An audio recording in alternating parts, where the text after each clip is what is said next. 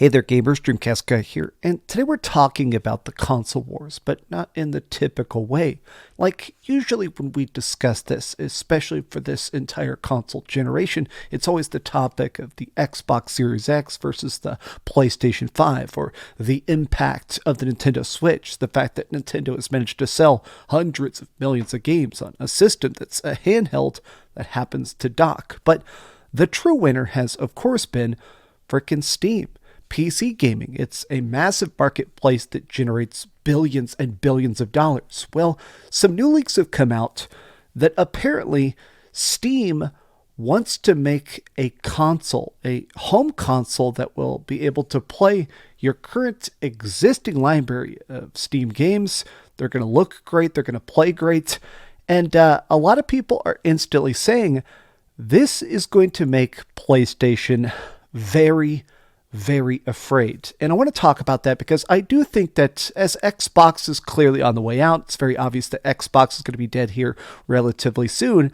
I think there is a good chance that not only is Steam going to take the place of Xbox in the market, I think there's a good chance that Steam is going to take over pretty much the entire industry. But let's talk about this.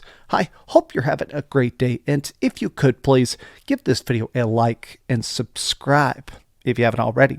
So there have been a bunch of different sources and stuff chiming in on this, talking about patents and leaks and blueprints and stuff like that, but it sounds like this new console, a Steam box codenamed Fremont, is an actual living room console. So I want to just say something right up front, which is the fact that this is kind of wild to me.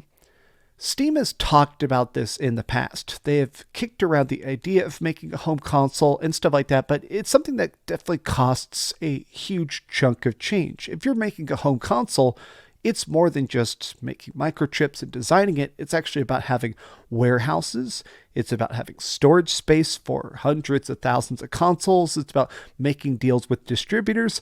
A lot of times people don't attempt to do it because it's not just such a massive investment. It's about, okay, do we think we're actually going to make that money back? But in the case of Steam, I think they're willing to do it because there is about to be a gap. As Xbox sort of pulls back with that gap, there is an interesting opportunity to essentially make a big, beefy Steam Deck. But let me actually take a look at these leaks before anything else. And a lot of the reactions to this are instantly very interesting. But apparently this is going to be announced coming up on the 10-year anniversary. So next year is the 10-year anniversary of Steam. And they're going to talk about that at the Steam Machine announcement. So there's a bunch of details about it, explaining what it is, open source controller, lots of more techie style stuff, but a lot of instant reactions to it are people saying, okay, if Valve enters the console living room market, it's over for Xbox. And PlayStation, you're going to have to fight hard against Valve. Valve console will have Xbox and PlayStation games. Now this will be real competition for PlayStation. This is an interesting idea. Now, this is already very well known, but a big chunk of the total profit that is generated by PlayStation, or Valve in this case, is done by licensing, is third-party agreements, essentially by putting your game onto Steam or putting your stuff on the PlayStation Network and stuff like that. When it sells, they take a 30% cut. So while, of course, Valve has their own exclusives, they've made stuff like Team Fortress and Half-Life 2, and obviously their new game Deadlock. But, PlayStation, they've got God of War, they've got Gran Turismo, they've got Spider-Man. But what makes them a biggest chunk of money is that third-party licensing. But when you actually think about it, with the total library, Steam absolutely floods them when it comes to just general library size. There is more PC gamers than there is anything else on the planet. So the idea of them saying, okay, your existing stuff, every game you've ever owned on Steam, now you can play it instantly on a PC that also happens to be a console that plugs into your TV. I think this is going to be a very big deal that is going to frighten PlayStation instantaneously. Now, I want to dive deeper on that, but I've seen a lot of people saying, oh man, they've already tried the Steam box, it failed, LOL, this will not succeed. Dismissing Steam as a legit threat is short-sighted. PlayStation's edge lies in being an electronics giant able to subsidize hardware better than Steam. Plus, it's a first-party studio, which are very, very good. I like the first-party studios of Sony quite a bit, obviously. But underestimating Valve and its storefront in 2024, even after a past failure, is foolish. Honestly, the biggest reason I feel like this is going to win people over, if they can actually get casual gamers to understand it, the biggest thing is that, honestly, what won me over to playing on PC for literally the first time ever was the Steam Deck. Like, obviously, I've played PC games in the past here and there. I was addicted to World of Warcraft for like 7 years at one point. But for the most part, what really got me back into PC gaming and to take it seriously for the first time is now how easy it is. When I tried PC gaming in the late 90s, the early 2000s, it was a huge pain in the ass.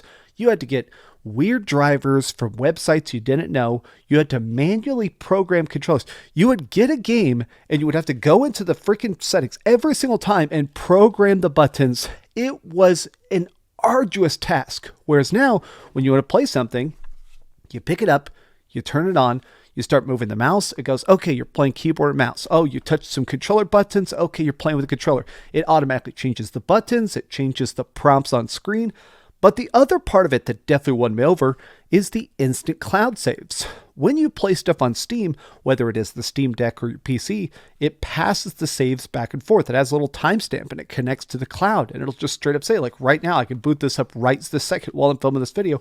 It'll tell you, oh, you've been playing Slay the Spire or Hellcard, or you've been playing Diablo 4. It'll auto-update, it'll auto-retrieve it, and it'll make it clean and crisp. So there are times where I'll play something like an RPG. There have been so many times where I've grinded on the Steam Deck while I'm doing my treadmill time or whatever, and then just pass that save back to my PC and instantly carry my current progress, my current achievements, my current unlockables, and it's glorious. It's so good.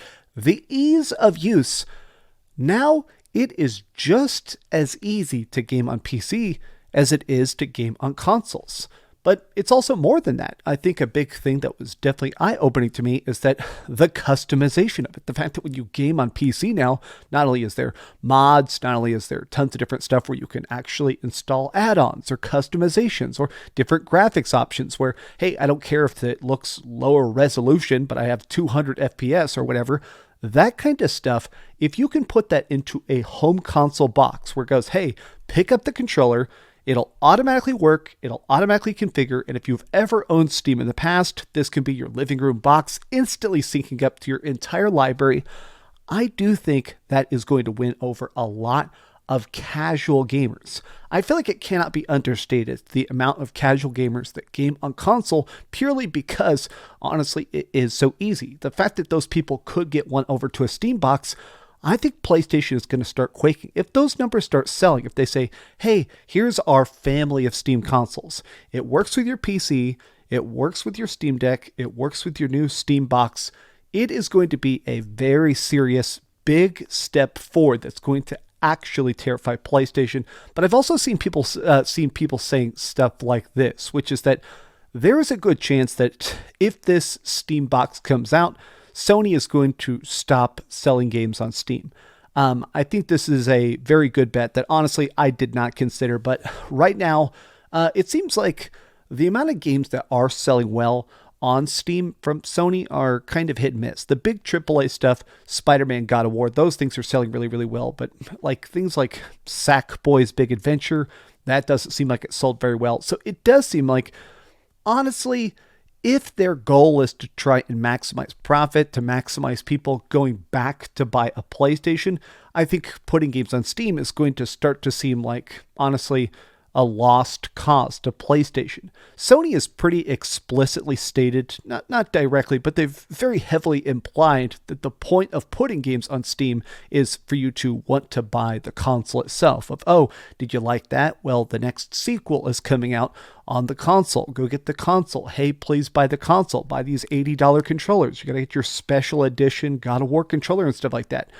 I think that once they start to think, oh, I don't want to put this on the competitor's hardware, that is a big, big pivot that we might see. Now, I've got one last slide here, which is the fact that Steam's upcoming console will disrupt the market, likely ending Xbox consoles and debunking the no exclusive narrative. PlayStation will struggle, but retain an edge with its exclusive studios. Expect a return to exclusivity from Steam, because Steam is going to be securing its own deals. This guy, Septic Sauce, runs a big Xbox podcast. His name is Gaz, and he says this: imagine the synergy Valve could have in the PC, handheld, and then console space, and Valve could shock the status quo when it comes to pricing of games in the console space, assuming the Steam prices apply. If done properly, this could be big. Honestly, this is a great point, which is the fact that one of the best things about PC is that it is more expensive up front. I don't care how many PC guys go, oh, if you buy a couple generations behind or this and that. I think if you're trying to get a decently powerful PC, you're spending at least $1,000. Somebody can correct me in the comments. That's just my own personal outlook on it. But, you know, you're paying a bit more than a next-gen console up front if you want like pretty dang good graphics and a good monitor and a good hard drive and all that, right? But Steam games are measurably and objectively cheaper. They're lower upfront cost. They go on sale more. They talk about their sales more clearly. I do like the fact that honestly on Steam, I can literally, while I'm recording this video, I can click Steam literally right this second. And they're like, hey, check out our sales. I love the fact that the second you see anything, they're like, hey, we have all of our sales, all of our crazy cool stuff. I do always love that the second you boot up Steam, it tells you what the sales are, what stuff is on discount, what's great. Here's a bunch of recommended games you'll probably enjoy. I do feel like this is one of the best stores. It's way more navigatable. It's way better than a lot of what they have. And it'll just straight up say, hey, like this being connected to my Steam Deck, being connected to my Steam box, this is an actual competitor. And anybody that's trying to degrade this, to discount this, anybody who's trying to say Sony rules, they're not afraid of this, yeah. If this console comes out and is at all even decently priced, decently powerful, there's going to be a very big pivot in the industry just across the board. But these have just been my thoughts. What do you guys think about the idea of a Steam home console?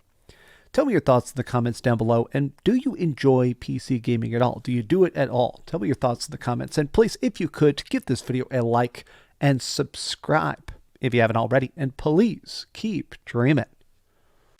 Thanks so much for watching that video. If you want to see something else, you can always click this link to see what I put up last, or, you know, subscribe and see what's coming up next. Also, I promise that whatever I do, it'll try not to suck.